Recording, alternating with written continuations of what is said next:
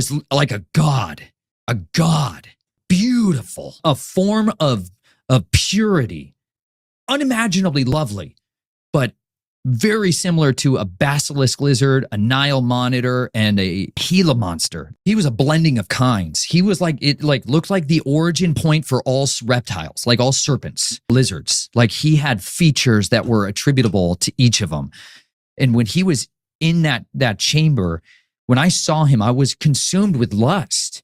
Like I wanted two things I coveted. I coveted his fangs and I coveted his armor because he had massive fangs.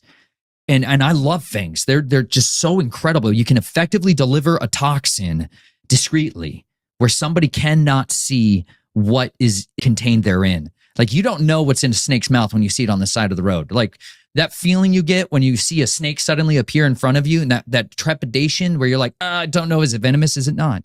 Good question, but it keeps its weapons concealed.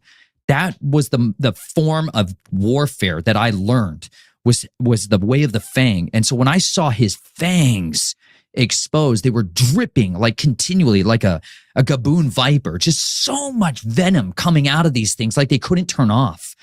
And it was this like gold yellow fluid that was coming out of it. And there was a guy who physically carried around a bull and was collecting that venom, collecting it and storing it.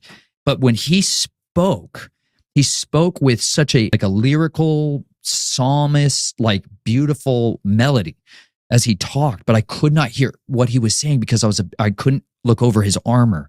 He had plate armor, very similar. The closest I've found in mankind is ceramic heat shield tiles, like hexagonal heat shield tiles that were completely clear when he wanted them to be, but they individually moved all over his body. He could orient them and bend light, like a scarab beetle can bend light and make you think you're seeing different colors of the background, but it's not changing the color, different than a chameleon.